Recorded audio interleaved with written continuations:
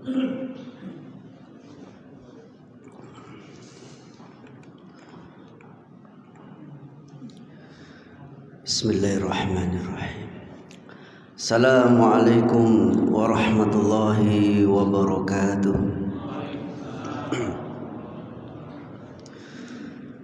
Asbahna ala fitratil Islam wa ala kalimatul ikhlas wa ala dinabina Muhammad sallallahu alaihi wasallam wa ala millati abina Ibrahim hanifa muslimah wa ma kana minal musyrikin. Allahumma inni a'udzu bika min ilmi la yanfa wa min qalbi la yasha wa min nafsi la tasba wa min da'wati la yustajabu laha. Asyhadu an la ilaha illallah wahdahu la syarika lah wa asyhadu anna Muhammadan abduhu wa rasuluh la nabiyya wa rasula ba'dah. Tabarakallahu ta'ala fil kitabil karim. Ba'da a'udzu billahi minasyaitonir rajim. Ya ayyuhalladzina amanu taqullaha wa qulu qawlan sadida yuslih lakum a'malakum wa yaghfir lakum dzunubakum wa may yuti'illaha wa rasulahu faqad faza fawzan 'azima.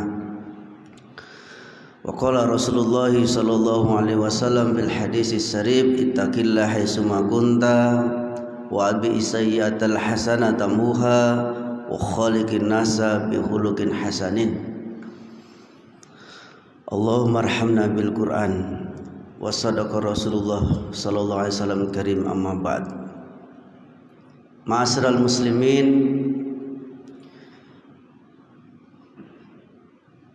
Masjid Al-Muhajirin yang semoga kita semuanya senantiasa diberkahi dan dicintai oleh Allah Subhanahu wa taala.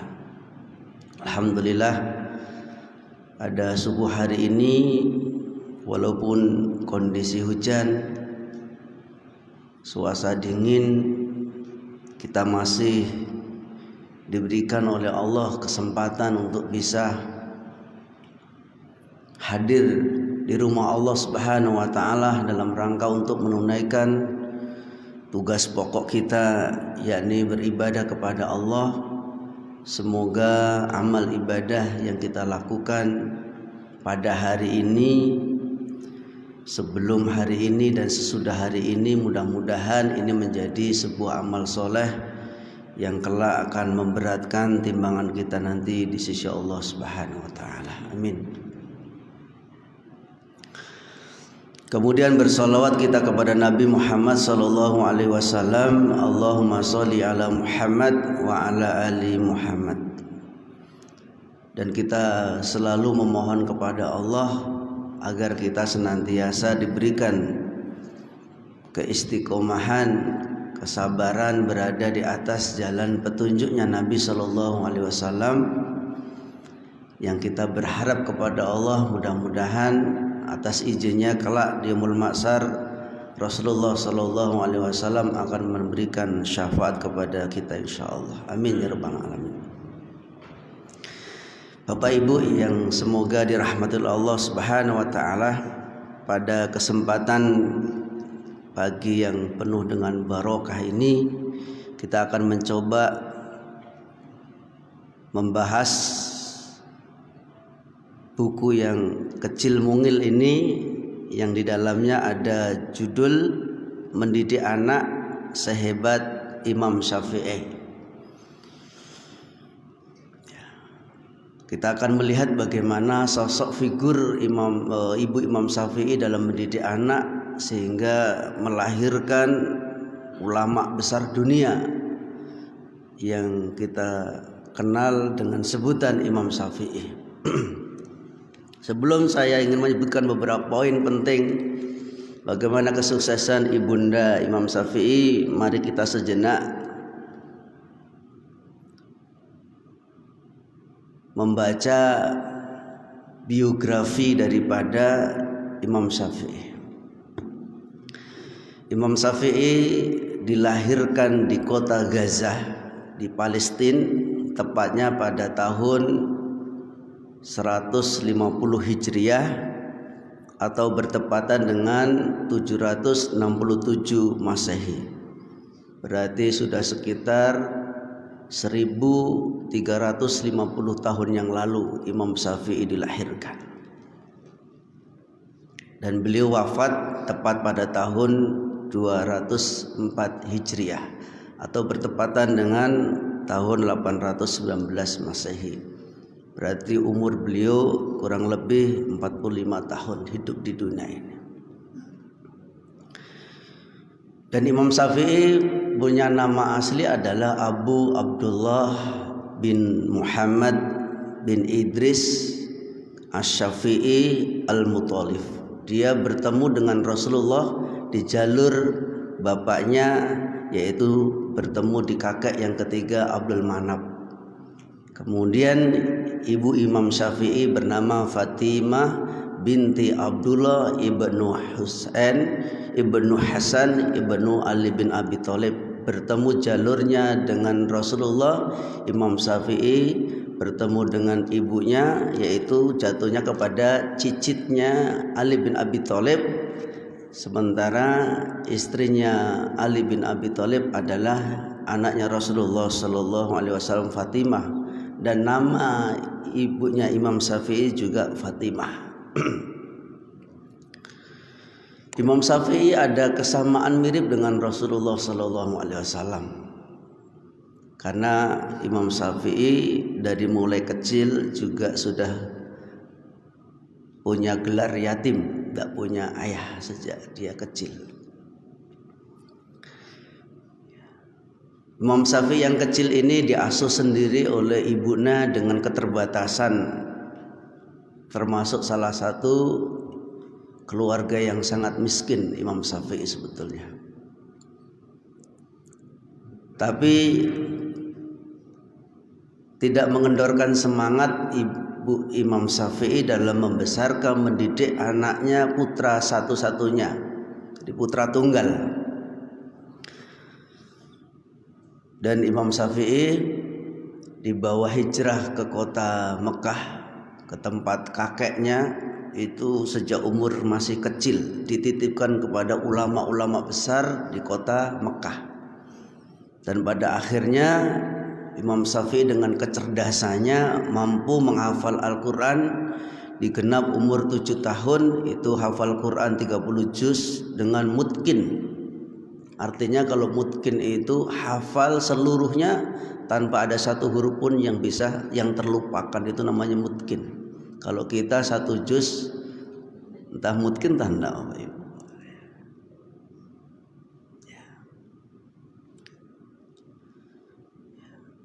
Dan luar biasanya Imam Syafi'i sang imam kecil ini di umur 15 tahun ketika sudah menimba ilmu di kota Mekah, sudah diperbolehkan dan diangkat menjadi ulama dunia yang berhak memberikan fatwa.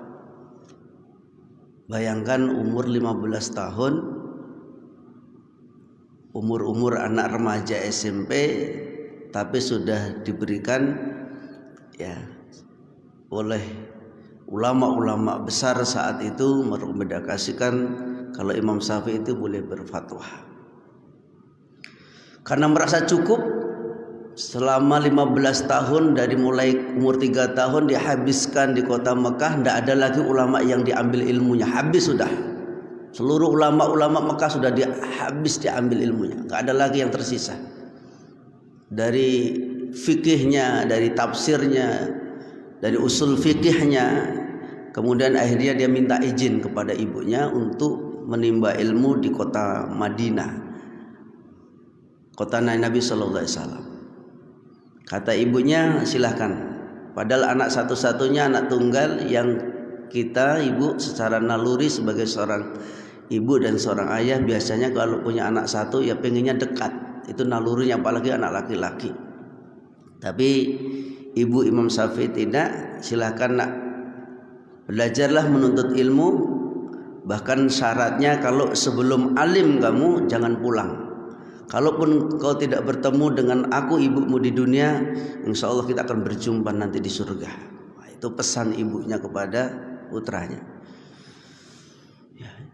Bayangkan ibu selama 15 tahun di kota Mekah dan selama dia belajar itu tidak punya buku.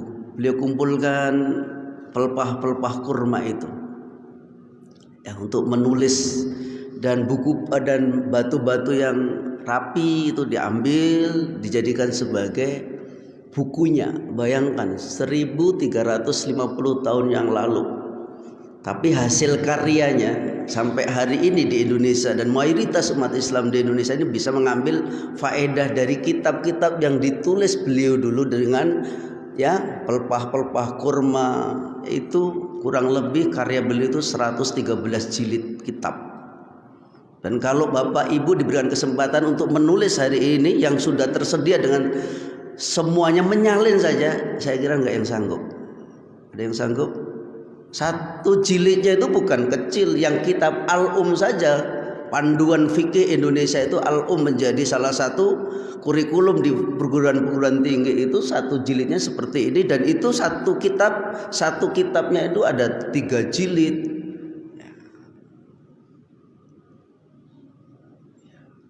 Ditulis dengan kesederhanaan karena memang miskin ya. Bukan pena yang diambil tulang-tulang bekas, tulang-tulang yang diberserakan diambil untuk nulis. Ya, zaman itu ya, bayangkan. Kemudian diizinkan oleh ibunya datang ke kota Madinah. Ada satu yang paling unik di Madinah ini, Pak Ibu. Memang Imam Syafi'i ini diberikan oleh Allah kecerdasan. Bahkan ibunya saat hamil itu bermimpi dari perutnya itu keluar bintang, kemudian bintang itu meluncur ke atas, kemudian sampai di atas itu pecah, kemudian menyinari bumi. Maka ditakwilkan mimpinya ibunya Imam Syafi'i. Imam Syafi'i ini ibunya akan melahirkan seorang laki-laki yang memiliki ilmu, yang ilmunya itu akan menyebar di seluruh dunia, dan terbukti. Sampai ujung dunia ada kitabnya Imam Syafi'i dan ada ajaran Imam Syafi'i, ada mazhabnya Imam Syafi'i. Sampai di kota Madinah, dia ingin berjumpa dengan ulama besar, namanya Imam Malik. Gurunya Imam Syafi'i itu Imam Malik. Satu-satunya 4 mazhab, Abu Hanifah, Imam Maliki, Imam Syafi'i, Imam Ahmad bin Hanbal. Satu-satunya dari empat ulama besar dunia ini yang dijadikan sebagai sandaran mazhab dalam beribadah seluruh kaum muslimin di dunia ini. Satu-satunya Imam Syafi'i adalah keturunan Quraisy. Quraisy itu berarti keturunan asli dari bangsa Arab. Kalau yang 3 ini bukan. Walaupun dia lahirnya di Gaza, jauh di sana di Palestina, tapi beliau masih keturunan dari Rasulullah Sallallahu Alaihi Wasallam. Sampai di Masjid Nabawi, ya, dia ingin belajar menimba ilmu, mendulang ilmu dari sumur yang sangat dalam ilmunya, yaitu gurunya namanya Imam Malik yang sangat terkenal dengan kecerdasannya. Ya, kemudian Imam Syafi'i salah satu murid yang paling termuda, yang lainnya sudah umur dewasa, biasa majelis ulama karena yang didatangi ya. Jadi Imam Malik ini didatangi dari berbagai penjuru dunia ya, yang menimba ilmu kepada Imam Malik itu adalah ulama-ulama dunia ya, dari berbagai macam negeri ya, umurnya sudah dewasa. Tapi Imam Syafi'i memberanikan diri ya, ingin menimba ilmu kepada ulama besar yang di dalamnya para ulama-ulama juga saat itu umurnya masih 15 tahun. Dicemeeh gitu ya. Akhirnya dia dipanggil secara pribadi oleh Imam Malik untuk, apakah kamu sudah pernah mengenal kitab ini? Kitab ini adalah yang ditunjukkan kitab Al-Muwatta yang di dalamnya ada 100.000 hadis. Apa kata Imam Syafi'i? Mohon maaf ya Syekh, ya kitab ini sudah ada di kepalaku seluruhnya. Bayangkan dia mau belajar kepada Imam Syafi'i tentang kitab Al-Muwatta, belum pernah berjumpa dengan syekhnya, tapi kitabnya ini sudah dihafal seluruhnya dan tanpa ada satu pun yang tertinggal. 100.000 hadis Pak. Saya mau tanya sama Bapak Ibu, umur kita sudah berapa rata-rata? Berapa hadis yang sudah kita hafal?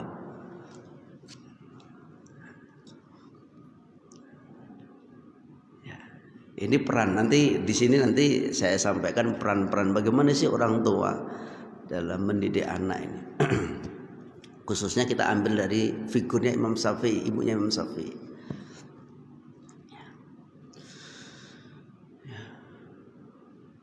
Bayangkan bagaimana gurunya ndak. Ya, kalau ibu coba, ada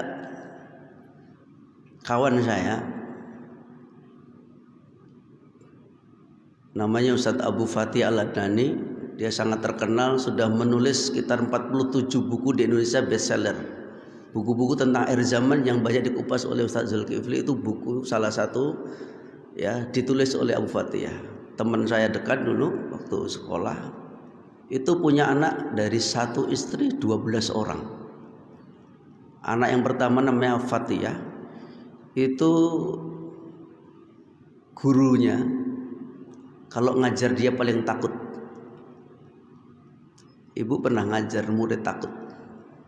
Bukan takut karena garang, nakal. Lebih cerdas daripada gurunya, muridnya, bayangkan. Setiap penulis salah langsung diingatkan, salah itu bu guru, tidak benar yang itu. Apalagi pas dia mengajarkan ilmu nahu sorob, balaghah, mantiko, ya itu belajar kitab yang paling tersulit. Ya.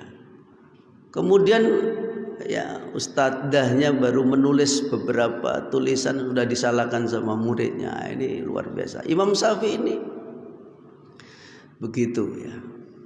Belum bermajelis dengan gurunya, tapi kitabnya, kitab Al-Muwatta Imam Malik itu sudah dihafal selesai oleh Imam Syafi'i. Dan Imam Syafi'i ini kelebihannya Pak, kalau membaca buku seperti ini, itu satu harus ditutup.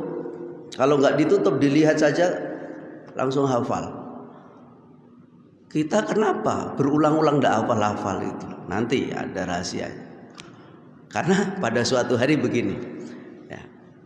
Imam Syafi'i ini ketika mau menimba ilmu, nggak sengaja nih Bapak Ibu, nggak sengaja.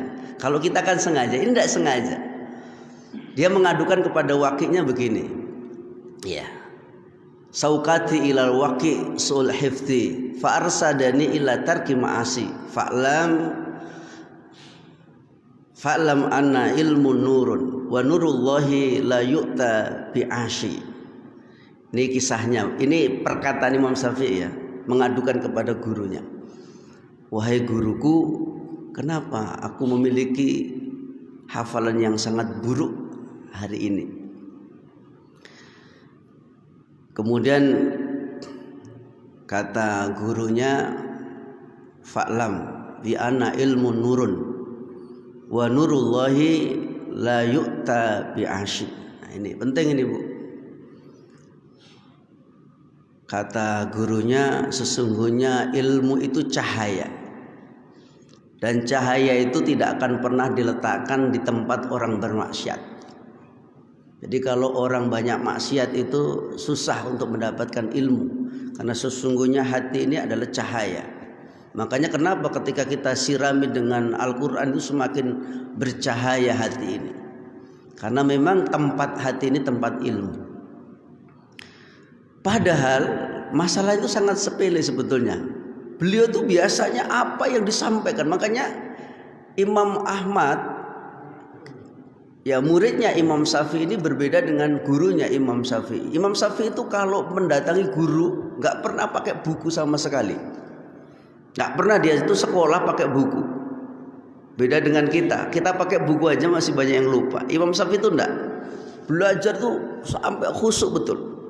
Sampai pada suatu hari beliau itu mendapatkan tempat yang paling terakhir, ya duduk paling belakang, ya karena ada hajat. Beliau itu punya penyakit mudah sering buang air kecil, maka kadang-kadang diduduk di paling belakang.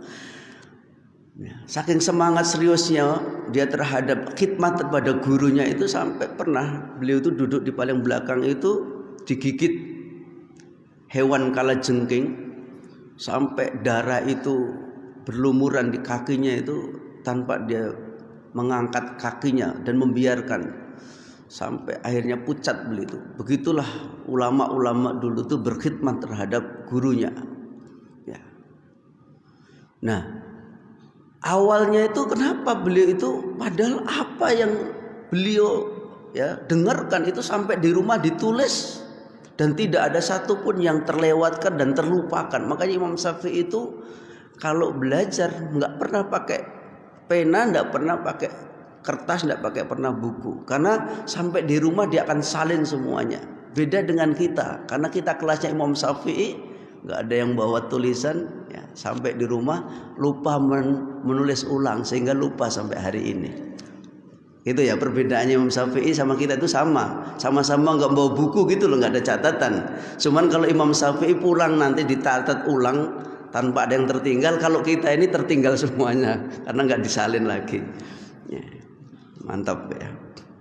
Nah, kasusnya Imam Syafi'i mengadukan kepada gurunya tentang buruknya hafalan tadi itu sebetulnya kisahnya Imam Syafi'i ketika ingin berangkat menuntut ilmu, tempat gurunya tadi itu melihat seorang wanita, ya, berjalan. Wanita itu kemudian tanpa disengaja oleh Imam Syafi'i, terlihat oleh Imam Syafi'i itu tersingkap baju, kan kalau di sana kan bajunya baju yang bukan sempit ya, yang longgar-longgar. Begitu kena angin sepoi itu agak menyikap. Terlihatlah wanita itu betisnya. Nggak sengaja itu Bapak Ibu. Bayangkan ketidaksengajaan Imam Syafi'i melihat wanita itu sehingga ketika dia ajarkan gurunya itu bengong. Ya, maka tadi mengadukan, ya, saukati ilal waqi suhibdi. Masya Allah, dia mengatakan, di mana ini kok buruk hafalan saya. Lah kalau kita ditanya berapa kali sehari melihat wanita-wanita yang seperti itu dengan sengaja gitu loh. Baca Al-Quran hafalan susah, hilang-hilang. Ini betul ini ya. Maka Imam Syafi'i terjaga. Baik ya, Bapak Ibu. Kalau ibu mau beli kitabnya salah satu di antara 113 jilid itu di Gramedia ada, di mana-mana ada itu. Tanya aja kitab Imam Syafi'i, nanti akan dapatkan itu 3 jilid, itu kitab fikih itu. Biar kita tahu gitu, itu tulisan karya anak yang cerdas dengan pelepah-pelepah kurma, dengan tinta-tinta seadanya, dengan tulang-tulang belulang bekas-bekas ya dibuang oleh orang di sampah, dipungut tuh dia menjadi pena-pena untuk menulis, biar Bapak Ibu kalau membacanya biar semangat ya. Kitab itu coba dibaca, hasil karya ulama besar Imam Syafi'i. Kemudian beliau menimba ilmu, ingin juga mengambil dari ilmu seorang ulama pendahulunya dia, dari Abu Hanifah. Itu di Irak, di Baghdad, jauh ya, dia ke sana ya. Kemudian setelah habis ulama-ulama di Irak, kemudian dia pindah ke Yaman, dia menimba ilmu ke Yaman. Setelah habis ulama-ulama di Yaman, dia pindah ke Mesir, dihabiskan ilmu-ilmu ulama-ulama seluruh di Mesir. Setelah habis kembali ke Mekah. Nah, waktu masih di Baghdad di Irak, dia masih muda sekali. Itu ada rombongan haji dari orang Irak, Baghdad ke Mekah. Salah satu di antara rombongan itu ada ulama besar, muridnya Imam Syafi'i. Ya. Kemudian dia memberikan pengajian majelis ilmu di Masjidil Haram. Dan kemudian dia memuji-muji tentang kecerdasan gurunya Imam Syafi'i. Kemudian di dalam majelis itu ada ibunya Imam Syafi'i. Karena Imam Syafi'i ini udah berpisah ini, mulai dari Madinah, kemudian keliling dunia itu, putus hubungan, putus kabar, karena memang dulu nggak ada surat menyurat, nggak ada telepon. Ya. Jadi ketika dipuji-puji itu ingin memastikan apakah betul itu anaknya gitu loh. Karena yang hadir ini ulama-ulama besar utusan dari Baghdad yang sedang melaksanakan ibadah haji. Kemudian ulama-ulama dari Baghdad itu, dari Irak itu memberikan majelis ilmu, memberikan tausiah. Nah, dalam tausiah itu ulama tersebut memuji kecerdasan Imam Syafi'i. Ketika selesai majelis, betulkah Anda dari Baghdad? Ya Syekh, betul. Anda telah menyebutkan nama Syafi'i. Jadi Imam Syafi'i itu bukan nama aslinya, dia dinisbatkan dari kakeknya yang ketiga, Imam Syafi'i. Namanya aslinya Muhammad Idris. Kemudian betul, saya salah satu di antara muridnya. Makanya Imam Syafi'i, ibunya Imam Syafi'i menangis. Kemudian sampaikan kepada putraku, ibumu merindukannya. Karena Imam Syafi'i dipesankan waktu mau berangkat itu, wahai anakku, jangan engkau pulang sebelum engkau menjadi seorang yang alim, menjadi seorang ulama. Jangan pulang dulu kamu. Walaupun kalau nanti tidak berjumpa denganku lagi, kau akan berjumpa di akhirat. Kemudian disampaikanlah pesan itu ke Imam Syafi'i. Kemudian Imam Syafi'i pulang. Itulah perjumpaan terakhir dengan ibunya. Kemudian Imam Syafi'i tinggal sementara di kota Mekah. Di kota Mekah dan menjadi ulama besar di kota Mekah. Kemudian akhirnya ibunya wafat, beliau berangkat lagi menuju ke Mesir dan mengajarkan. Makanya hampir dari mulai Mesir sampai ke Brunei Darussalam, kemudian ke Filipina, kemudian ke Thailand, ke Malaysia, ke Indonesia, ini sekitar Asia ini semuanya adalah mazhabnya Imam Syafi'i. Karena Imam Syafi'i tinggalnya di Mesir sampai wafat. Sampai wafatnya Imam Syafi'i ada di Mesir. Nah, ini sekilas ibu-ibu tentang biografi Imam Syafi'i. Sekarang bagaimana peran Imam Syafi'i? Bagaimana peran figur ibunya Imam Syafi'i dalam menghantarkan putranya menjadi seorang ulama besar? Satu, ibu sekalian, di antara pendidikan yang dimasukkan ke dalam kurikulum ibunda Imam Syafi'i kepada putranya itu adalah materi Al-Quranul Karim. Nah, ini penting Bapak Ibu. Di Imam Syafi'i materi utamanya yang disampaikan. Jadi hafal Al-Quran itu, saya ulangi lagi, Imam Syafi'i hafal Al-Quran di umur 7 tahun dengan mutkin tadi. Itu yang mengajari langsung adalah ibundanya Imam Syafi'i. Ibundanya Imam Syafi'i. Ini penting. Dan yang kedua, Imam Syafi'i ini Masya Allah ini terkait dengan masalah makanan. Ini juga merupakan salah satu dominan menjadikan orang-orang itu cerdas dan orang-orang itu alim dan orang-orang itu soleh, itu tidak terlepas dari makanan. Jadi pernyataan ibunda Imam Syafi'i mengatakan, wallahi, demi Allah, dari mulai kandungan putraku ini sampai akhirnya aku didik langsung dan kemudian dia merantau itu, belum pernah aku memasukkan satu benda pun, satu biji apapun namanya barang yang haram. Nah, pada suatu hari karena ibunya Imam Syafi'i ini sendirian di rumah, nggak ada suami, nggak ada siapa-siapa, dia ditinggal ke pasar. Imam Syafi'i ini tertidur di rumah. Kemudian Imam Syafi'i yang kecil ini bangun, ternyata tidak mendapatkan ibunya. Dia menangis sejadi-jadinya. Tetangganya itu ibah. Nggak tega tetangganya itu melihat Imam Syafi'i itu menangis, kemudian Imam Syafi'i ini diambil. Ya, kemudian agar diam biasalah tanpa dia melihat ini siapa. Ya, karena iba tadi akhirnya disusui dia. Nah, sampai kenyang. Begitu ibunya Imam Syafi'i sampai ke rumah, melihat anaknya diam setelah mendapatkan air susu dari tetangganya ini, Masya Allah. Tapi tidak di depannya seorang ibu ini, nanti tersinggung.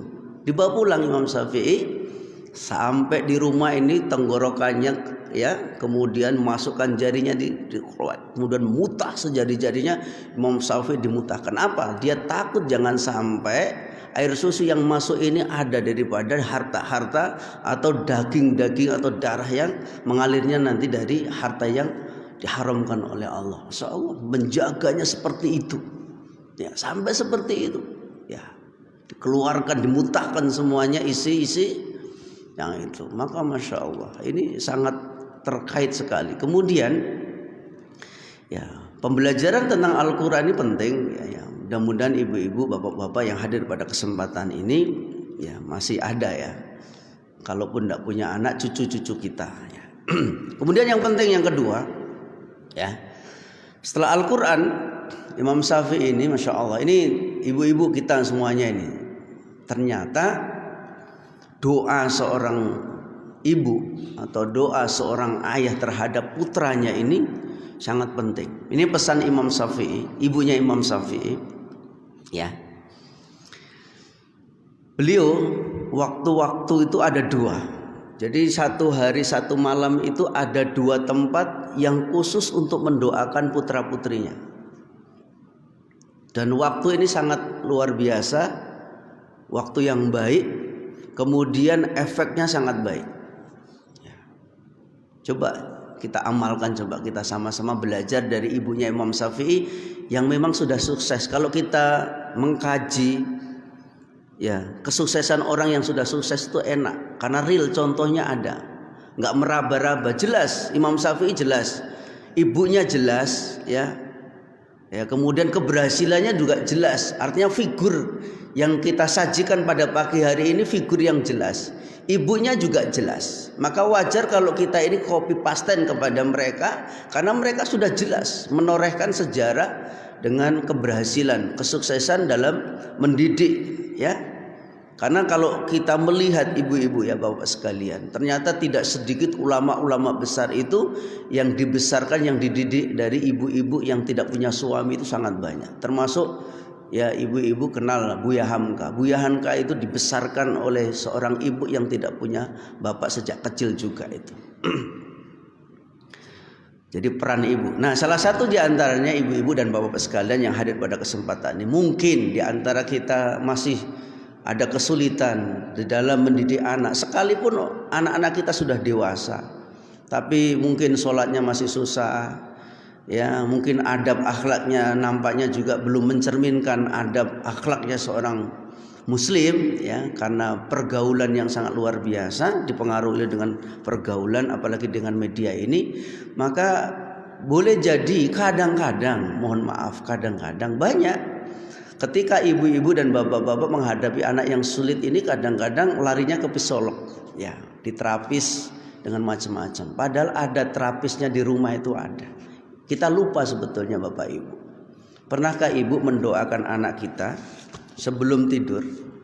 Ibu ambil air wudhu, ya, kemudian ibu mengkhususkan, ya, sholat 2 rakaat sebelum tidur, kemudian tangan ibu dan bapak coba diangkat ke langit.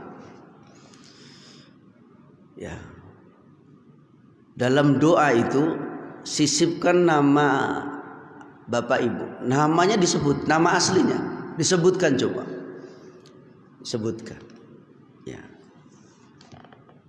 Karena ini penting, boleh jadi ya doa-doa kita ini akan tembus ke langit yang ketujuh.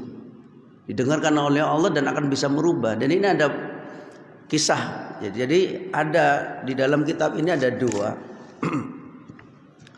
ada dua orang yang mengamalkan. Ribuan cuman ditulis, ya testimoninya ini ditulis karena buku ini sangat kecil, ya. Buku ini ditulis orang Indonesia, orang Medan. Kawan saya satu kelas dulu yang menulis. Ustadz Didi Nurjanata namanya, ini dari Medan. Sekarang menjadi mudir ya di pesantren Stabat di Medan sana. Satu di antaranya ada seorang ibu ini punya anak yang sangat luar biasa bandelnya. Bandel, sholat tidak mau, suka berani kepada orang tua, durhaka. Setiap perkataan bapak ibunya selalu dibantah. Ya, bandel pokoknya. Dengan berbagai macam cara sudah susah, nggak ada perubahan juga. Kemudian ibunya ini membaca buku lah tentang figur ibu Imam Syafi'i bagaimana mendidik anak. Karena kita ini punya Allah, kita ini punya ya Rabb yang telah menggenggam seluruh hati manusia, yang membolak-balikkan hati manusia ini Allah. Ya, maka kita minta kepada Allah. Di samping kita juga mendidiknya, kita juga tidak lupa meminta kepada Sang Rabb, penjaga langit dan bumi. Kemudian ibu ini ya sehabis sholat subuh dan kemudian setiap malam selalu mengadakan tangan betul-betul ya memohon seperti orang mengemis kepada Allah ya, mengemis betul manusia Allah ya, seakan-akan dia ini tempat satu-satunya harapan yang diharapkan itu hanya harapan kepada Allah, karena mengharap kepada manusia, mengharap kepada terapis untuk menterapis anaknya menjadi anak baik itu sudah putus asa, dia tuh nggak ada jalan lagi ya. Dia berharap mudah-mudahan Allah lah yang akan memberikan solusi. Betul, anaknya ini dijauhkan dari keadaan ibu dengan ayah, karena kalau didekatkan ini ibunya selalu akan dibunuh. Makanya dia dikarantinakan ya, jauh dari ibunya. Di tempat karantina ini sebelum didoakan oleh ibunya ini, perangainya juga dengan gurunya, perangai dengan kawan-kawannya luar biasa. Ampun semuanya lah. Mulailah seminggu itu ada perubahan. Sebelumnya itu 1 bulan mandinya cuma sekali, nggak mau mandi anak ini. Mulailah diberikan kabar kalau anaknya sudah mulai mandi. Ya. Kemudian seminggu berikutnya ibu ini selalu mengadakan tangan menangis, jadi-jadinya mengemis kepada Allah, minta solusi. Ya. Kemudian minggu berikutnya anak ini sudah mulai mau sholat, walaupun sholatnya belum genap 5 waktu. Terus didoakan. Masya Allah ibu, ternyata betul anak ini mulai rajin sholat, mulai baca Al-Quran, mulai dia aktif ya dengan kawan-kawannya, tegur. Di akhirnya di 5 tahun berada di karantina, Bu, Bapak, keajaiban yang sangat luar biasa, anak ini hafal Al-Quran 30 juz. Siapa yang tahu? Makanya kadang-kadang kita ini melupakan yang satu, kan bertumbuh lupa ya. Mari kita jangan sungkan-sungkan memohonkan kepada anak kita, doakan, sebut namanya ya. Di waktu apa tadi Ibu? 2 tempat, habis sholat subuh dan sebelum tidur. Tangan kita betul-betul kita tadahkan ke langit itu tanda keseriusan. Nabi itu kalau sudah serius berdoa, jadi Nabi itu doanya 2 Bu ya. Kalau Nabi sehabis sholat fardu itu namanya doa ibadah, itu tidak mengadakan tangan. Habis sholat sunnah, karena itu kan langsung ya, di situ ada doa permintaan. Maka Nabi kalau doa itu serius itu sampai begini ya.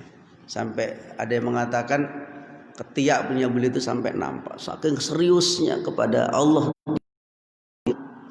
ya, minta betul, minta itu. Jadi, bisa Ibu Bapak meluangkan waktu sebelum tidur kita? Kan punya anak semua kan? Walaupun sudah anaknya sudah keluarga, boleh jadi anak ibu yang sudah berkeluarga belum sholat seumpamanya, boleh jadi itu dengan doa. Kemudian ada satu lagi, ya, seorang ulama besar itu setiap tahun itu haji,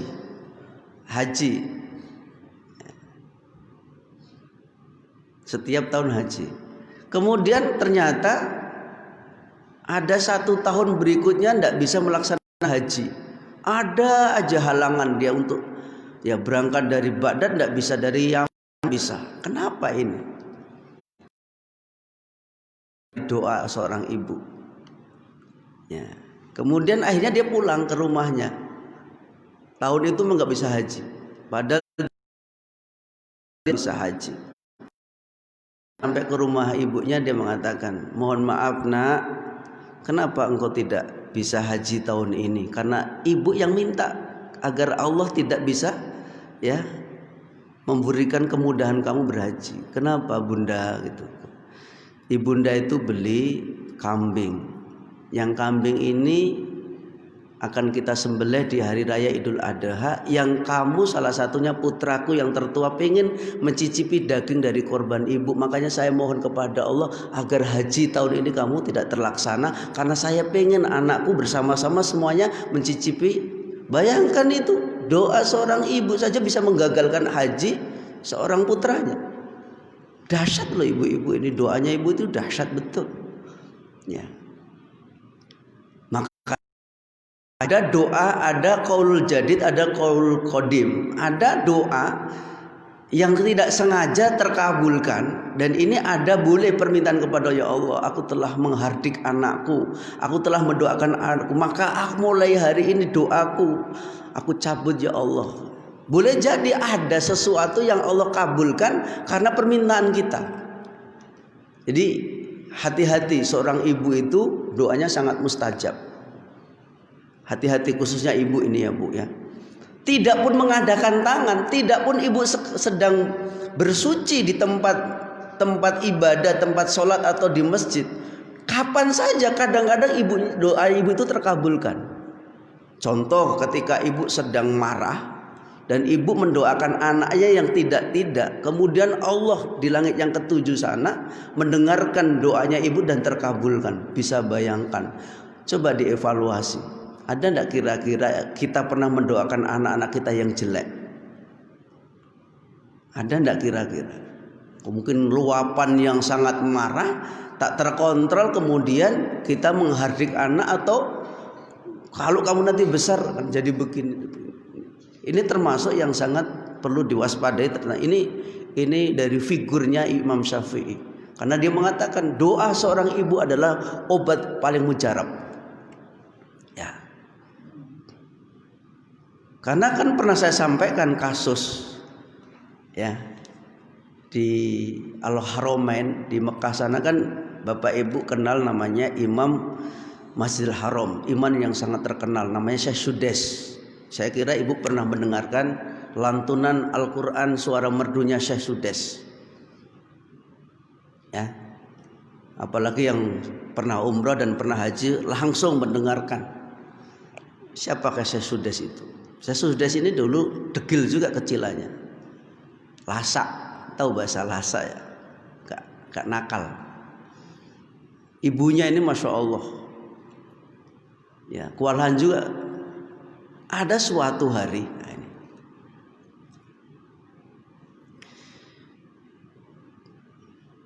ya, keluarga Imam Syekh Sudes ini kedatangan tamu, rombongan tamu. Rombongan tamu ini disuguh makanan khas Arab, itu sop tunjang ya Bu. Sop tunjang itu ada di sini ya. Sop tunjang itu adanya di Sumatera Barat ya. Artinya dihidangkan makanan khas Arab ya, daging-daging kambing di sop ya. Syekh Sudes yang degil ini ya, mudah-mudahan gak didengarkan sama dia ini ya. Masih hidup kan orangnya Syekh Sudes. Saya sudah sini dari luar ngambil debu-debu ngambil mangkok besar, ambillah pasir banyak-banyak. Ibunya ini sedang di dapur ngambil sesuatu lagi. Jadi ya namanya anak kecil ya. Jadi masuk ke ruang tamu itu yang sedang berderet-deret mangkok yang sudah tersajikan tadi itu ditambah pasir satu genggam sama Syekh Sudes yang kecil. Kira-kira kalau ibu melihat anaknya kayak gini apa reaksinya? Coba jujur aja. Ibu datangan tamu dari Sumatera Barat capek, ibu masak capek, kemudian disajikan anak ibu yang degil tadi baru pulang dari bawa satu kantong asoy pasir, kemudian dimasukkan ke mangkoknya tamu-tamu tadi. Ya tamunya tadi itu nggak marah juga, nggak tahu. Ibunya masih di dapur mungkin ngambil apa. Kemudian setelah melihat, masya Allah, marah, tapi marahnya doa. Dan itu terkabulkan doanya. Dan itu diceritakan oleh saya sudah sendiri. Nah, saya mendengarkan ini langsung saya ketika beliau menyampaikan kajian di Masjidil Haram. Dan saya dengarkan betul itu. Ya, umroh kami di tahun 2014 dulu. Nah, itu cerita beliau. Ya. Nah kemudian ibunya itu marah. Wahai putraku. Nah, dengan suara yang melantang yang meninggi, engkau doakan engkau kalau besar menjadi imamnya Masjidil Haram. Wah gitu kan luar biasa. Marah tapi doa gitu. Pernah bapak marah tapi doa? Kita kan baru puas kalau marah kan kalau yang kira-kira kaki 4 atau orang marah tuh biasanya puasnya itu bukan kayak gitu. Mana ada kamu itu anak soleh hafal Quran nanti. Jarang ibu marah kayak gitu. Coba ada ndak dulu kita mengucapkan bodoh lah kamu nak, kemudian kamu jadi anak yang sengsara. Kalau itu coba dicabut lagi doa itu. Mohon sama Allah. Boleh jadi anak kita sengsara betul sampai hari ini terkabulkan doa kita. Karena betul ibu-ibu. Luar biasa nih Bu. Ya. Nah, artinya apa? Yang Imam Syafi'i ini orang cerdas. Ibunya cerdas, tapi ibunya Imam Syafi'i sepanjang hayatnya selalu mengadakan tangan agar anaknya itu menjadi orang yang alim, itu didoakan terus setiap hari. Ya. Di samping beliau ikhtiar mendidik anak, ya. Salah satunya putra beliau yang tunggal ini, ya, dimasukkan dalam hatinya itu kecintaan kepada Allah, kecintaan kepada Rasulullah, kecintaan kepada Al-Quran. Itu di awal-awal beliau itu seperti itu materi kepada ibundanya sendiri. Dimasukkan materi-materi bagaimana kecintaan kepada Allah, kecintaan kepada Rasulullah, kecintaan kepada Al-Quran. Masya Allah. Maka kecintaannya beliau terhadap Al-Quran, kepada sunnah, kepada Allah. Masya Allah. Imam Syafi'i ini diutarakan oleh murid-muridnya waktu itu. Tak ada manusia tandingan di muka bumi ini kecuali guru saya. Juhudnya, dermawannya, kewaroannya, ya, kehati-hatinya. Maka beliau, masya Allah.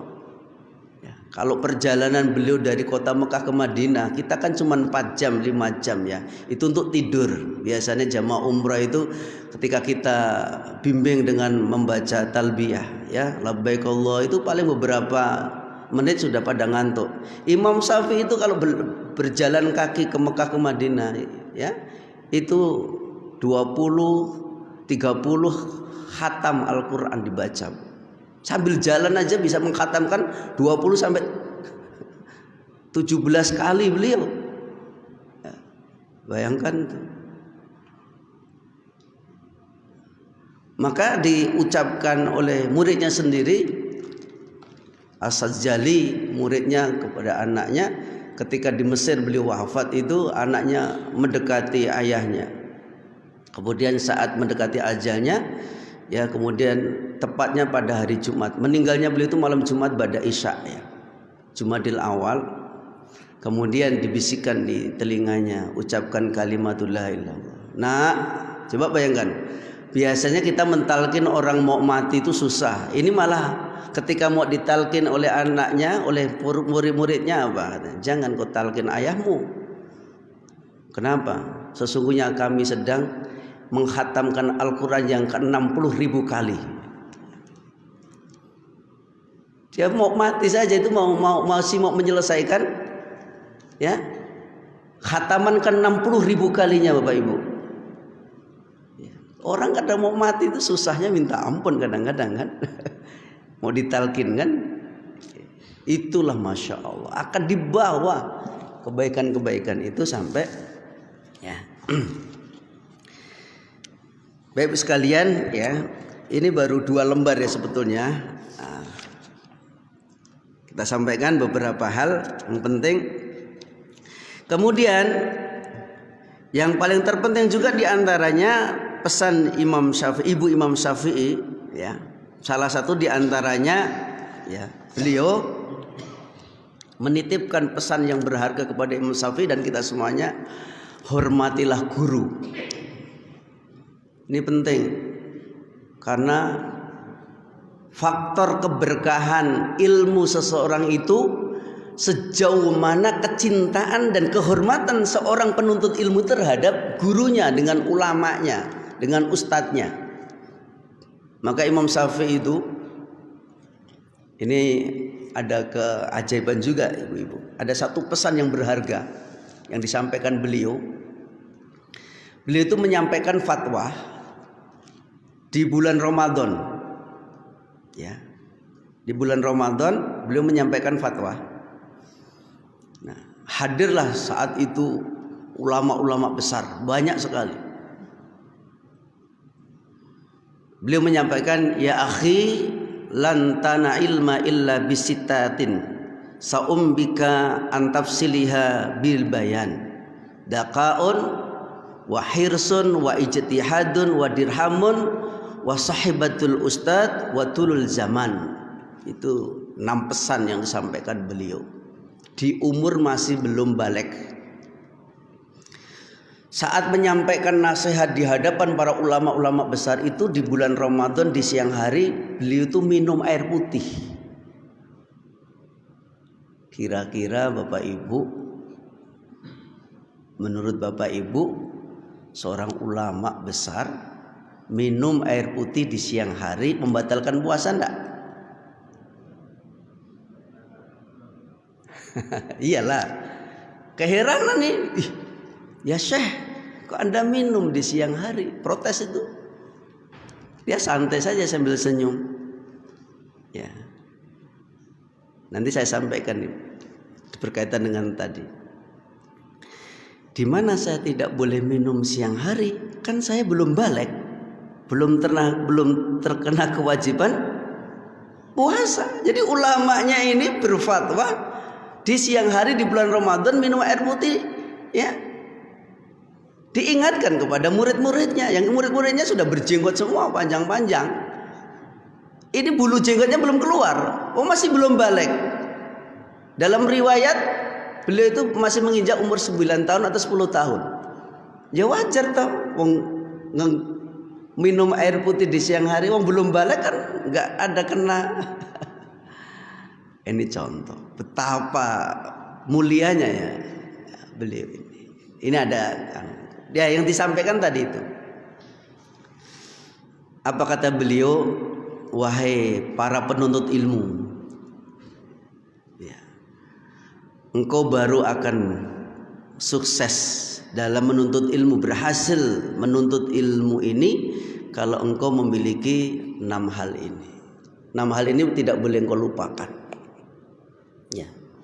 Yang 6 hal ini adalah daqaun wa hirsun, ya, wa ijtihadun wa dirhamun, kemudian wa sahibatul ustad wa tul zaman, ya. Kecerdasan, ya, alhamdulillah rata-rata Bapak Ibu ini cerdas. Kecerdasan kita ini akan bisa bermanfaat, dan kecerdasan kita ini baru akan mendapatkan kenikmatan apabila kita asah. Kita ini cerdas, sebetulnya cerdas, tapi kecerdasan kita ini dibatasi oleh kita sendiri. Bayangkan ya, Imam Bukhari yang bukan berasal dari Arab. Imam Bukhari itu tidak ada kaitan dengan bangsa Arab. Imam Bukhari itu bukan orang bangsa Arab. Dari Rusia sana jauh Imam Bukhari. Kitab terbaik setelah Al-Quran kan miliknya Imam Bukhari. Itu bukan dari bangsa Arab. Oh, baik, kita kaji kapan-kapan ini. Ini baru sekilas saja Pak Ibu, sekilas. Mudah-mudahan nanti kita akan kupas tuntas ini sehingga kita bisa mendapatkan faedah banyak dari pendidikan figur Imam Syafi'i, ibunya Imam Syafi'i, yang masih banyak ibu-ibu yang lain. Saya punya buku tebal segini ibunda para ulama. Ngeri kalau membaca itu, ya Allah, sedep gitu. Kalau kemudian kita mengaca kembali kepada diri kita ini, aduh, kayak nggak ada apa kok. Ya Allah, jauh dari mereka. Padahal mereka itu terbatas dari transportasinya, informasinya, bukunya. Yang sekarang kita bisa apa yang kita bisa, tapi kenapa nggak mampu? Itu karena azamnya, mungkin banyak hal yang mudah-mudahan. Nah, itu ibu-ibu, mari kita bersama-sama belajar dari ibunda Imam Syafi'i, dan bapak-bapaknya juga belajar terus dan belajar agar bagaimana putra-putri kita ini lahir, kalaupun tidak menjadi ulama-ulama besar, setidaknya putra-putri kita ini menjadi orang-orang yang terus berada dalam ketaatan kepada Allah, dan yang kita harapkan putra-putri kita, anak keturunan kita ini bisa bertemu di surga bareng-bareng itu insyaallah. Subhanakallahumma bihamdika asyhadu an la ilaha illa anta astaghfiruka wa atubu ilaik. Assalamualaikum warahmatullahi wabarakatuh.